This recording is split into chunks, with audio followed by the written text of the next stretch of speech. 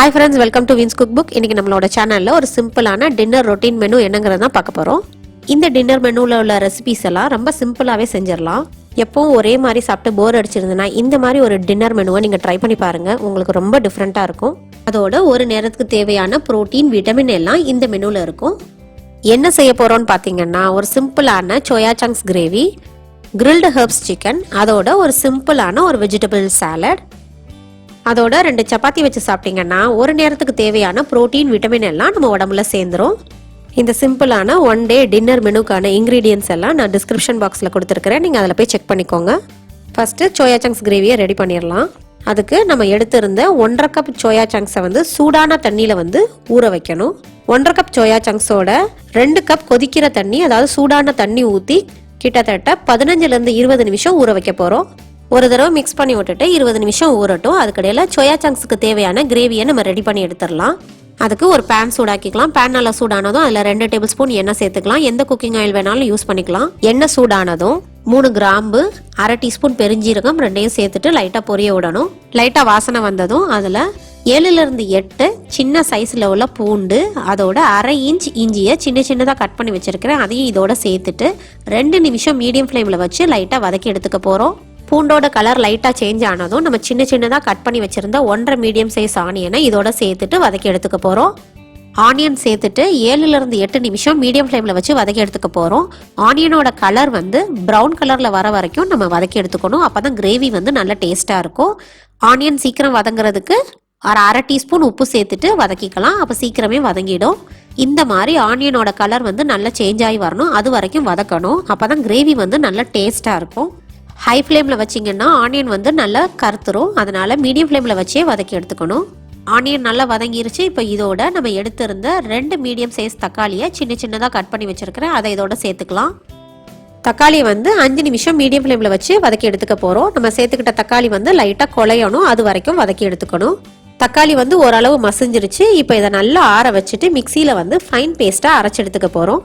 இப்போ நம்ம ஊற வச்சிருந்த சோயா சங்க்ஸை அப்படியே குழம்புல சேர்த்துக்க முடியாது. அதை நல்லா கை வச்சு புழிஞ்சிட்டு நம்ம குழம்புல சேர்த்தாதான் நம்ம சோயா சங்க்ஸில் நம்ம சேர்த்துக்கிட்ட மசாலா எல்லாம் உள்ளக்க இறங்கி கிரேவி நல்லா டேஸ்ட்டாக இருக்கும்.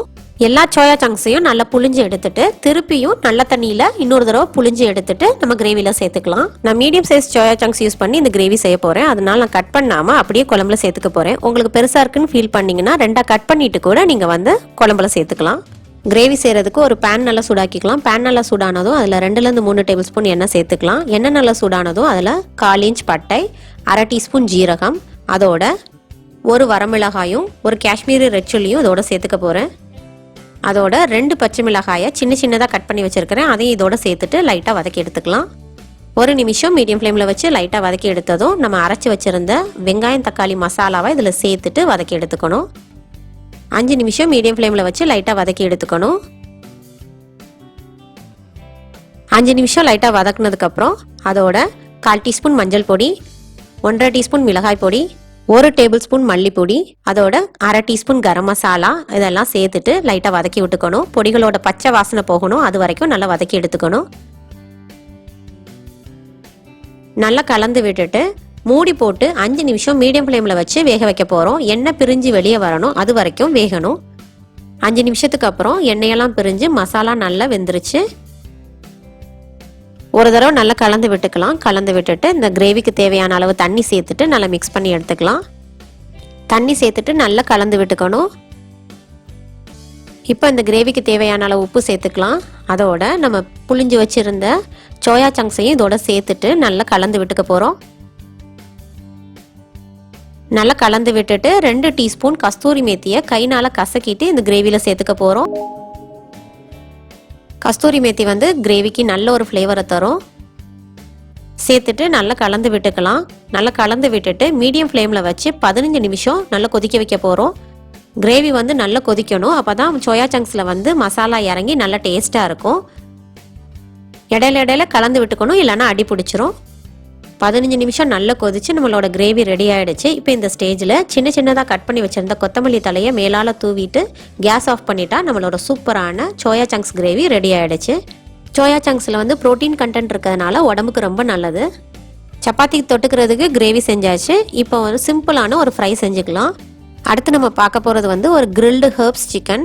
இது ரொம்ப சிம்பிளாக செஞ்சிடலாம். கிரில் பண்ணுறதுனால இதோட டேஸ்ட்டும் ரொம்ப சூப்பராக இருக்கும். ஃபஸ்ட்டு சிக்கன் மேரினேட் பண்ணுறதுக்கான ஒரு மசாலாவை ரெடி பண்ணிடலாம். அதுக்கு ஒரு மிக்ஸி ஜாரில் ஒரு 6 பல்லு பூண்டு, அதோட 1.5 teaspoon red chilli flakes, 1 teaspoon oregano, 3/4 teaspoon pepper powder, 1/2 teaspoon brown sugar. Brown sugar இல்லாட்டினா 1/4 டீஸ்பூன் நார்மல் சுகர் கூட யூஸ் பண்ணிக்கலாம். அதோட 1 டீஸ்பூன் உப்பு, 2 டீஸ்பூன் லெமன் ஜூஸ், 1/2 கைப்பிடி அளவு கொத்தமல்லி தழை, இதோட சேர்த்து 1/4 கப் ஆலிவ் ஆயில்.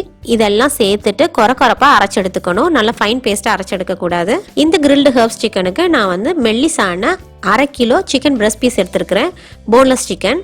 இது மெல்லிசான பீஸுங்கிறதுனால நான் ஸ்லிட் பண்ணாமல் நான் மசாலாவை அப்படியே டேரெக்டாக சேர்த்துருக்கேன். கொஞ்சம் பெரிய பீஸாக இருந்ததுன்னா நீங்கள் லைட்டாக ஸ்லிட் பண்ணி விட்டுக்கோங்க. அப்போ வந்து மசாலா உள்ள கறங்கி நல்லா டேஸ்ட்டாக இருக்கும்.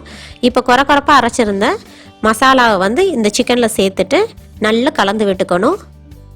சிக்கன் வந்து மசாலாலே 2 மணி நேரம் ஊறிடுச்சுன்னா நல்லா டேஸ்ட்டாக இருக்கும். நீங்கள் முந்தின நாள் நைட்டு கூட அந்த மசாலாவை மிக்ஸ் பண்ணி ஃப்ரிட்ஜில் வச்சுட்டு அடுத்த நாள் கூட எடுத்து கிரில் பண்ணிக்கலாம். ரொம்ப டேஸ்ட்டாக இருக்கும். தண்ணி எதுவும் சேர்க்காம இந்த மசாலாலே நல்ல சிக்கனை வந்து நல்லா கலந்து விட்டுக்கணும்.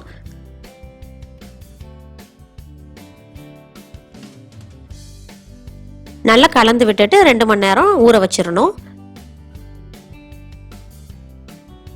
2 மணி நேரத்துக்கு அப்புறம் சிக்கன் வந்து மசாலாவில் நல்லா ஊறி நல்லா கோட் ஆயிடுச்சு. இப்போ நம்ம கிரில் பண்ணி எடுத்துடலாம். நான் கிரில் பேனில் வச்சு கிரில் பண்ணி எடுக்க போகிறேன். உங்களுக்கு கிரில் பேன் இல்லாட்டினா நார்மல் தவாவில் வச்சு கூட ஃப்ரை பண்ணி எடுத்தாலும் ரொம்ப டேஸ்ட்டாக தான் இருக்கும். கிரில் பேனை 5 நிமிஷம் மீடியம் ஃப்ளேமில் வச்சு நல்லா சூடு பண்ணிக்கணும். சூடானதும் இப்போ நம்ம மிக்ஸ் பண்ணி வச்சுருந்த சிக்கன் பிரஸ்ட் பீஸை வந்து ஒன்றா கிரில் பேனில் வச்சுட்டு நல்லா கிரில் பண்ணி எடுக்க போகிறோம். எண்ணெய் எதுவும் சேர்க்க வேண்டாம். நம்ம ஆல்ரெடி எண்ணெய் சேர்த்து நம்ம அரைச்சிருக்கிறதுனால எண்ணெய் எதுவும் சேர்க்க வேண்டாம். டேரெக்டாகவே கிரில் பண்ணி எடுத்துடலாம். மீடியம் ஃப்ளேமில் வச்சு நல்லா கிரில் பண்ணி எடுத்துக்கணும். 3 நிமிஷத்துக்கு ஒரு தடவை மாற்றி போட்டு கிரில் பண்ணி எடுத்துக்கணும். மெல்லிசான பீஸுங்கிறதுனால சீக்கிரமே வந்துடும். மாற்றி போட்டு வேக வைக்கணும். 10 நிமிஷம் மீடியம் ஃப்ளேம்லையும் 2 நிமிஷம் சிம் ஃப்ளேம்லையும் வச்சு நல்லா கிரில் பண்ணி எடுத்துக்கணும். நம்ம சூப்பரான கிரில்டு ஹெர்ப்ஸ் சிக்கன் வந்து ரெடி ஆகிடும். 12 நிமிஷத்தில் சூப்பரான கிரில்டு ஹெர்ப்ஸ் சிக்கன் ரெடி ஆகிடுச்சு. இதோட டேஸ்ட்டும் ரொம்ப டிஃப்ரெண்ட்டாக இருக்கும், மைல்டாகவும் இருக்கும். சிக்கனில் வந்து ஃபைபர் கண்டென்ட் இருக்கிறதுனால நமக்கு தேவையான ஃபைபரும் கிடச்சிருச்சு.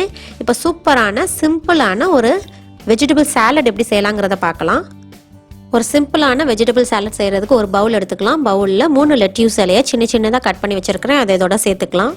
கூடவே 6லேருந்து 7 செரி டொமேட்டோஸை 2 கட் பண்ணி வச்சுருக்கிறேன். அதை இதோட சேர்த்துக்கலாம். ஒரு வெள்ளரிக்காவை சின்னதாக கட் பண்ணி வச்சுருக்கேன். அதோட சேர்த்துக்கலாம். அதோட 7லேருந்து 8 பிளாக் ஆலிவ்ஸ், ஒரு மீடியம் சைஸ் ஆனியனை வந்து கியூபாக கட் பண்ணி வச்சுருக்கிறேன். அதுவும் இதோட சேர்த்துட்டு இந்த வெஜிடபிள் சாலடுக்கு தேவையான அளவு உப்பு, 1/2 டீஸ்பூன் பெப்பர் பவுடர், அதோட 2 டீஸ்பூன் லெமன் ஜூஸ் சேர்த்துட்டு நல்லா கலந்து விட்டுக்கணும். அதோட லாஸ்ட்டாக 1/2 டேபிள் ஸ்பூன் ஆலிவ் ஆயில் சேர்த்துட்டு லைட்டாக கலந்து விட்டிங்கன்னா சூப்பரான வெஜிடபிள் சாலட் ரெடி ஆகிடுச்சு. ஃப்ரெஷ்ஷான வெஜிடபிள்ஸ் எடுத்துருக்கிறதுனால விட்டமினும் நம்ம உடம்புல சேர்ந்துரும்.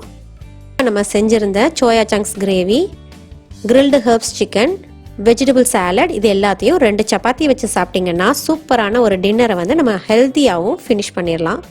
என்னோட டின்னர் ரொட்டீன் மெனுவை நீங்கள் ட்ரை பண்ணி பாருங்கள். ட்ரை பண்ணி பார்த்துட்டு எப்படி வந்ததுன்னு எனக்கு கமெண்ட் செக்ஷனில் எழுதுங்க. உங்களுக்கு என்னோட ரெசிபிஸ் எல்லாம் பிடிச்சிருந்ததுன்னா மறக்காமல் லைக் பண்ணுங்கள், ஷேர் பண்ணுங்கள், சப்ஸ்கிரைப் பண்ணுங்கள். தேங்க்யூ.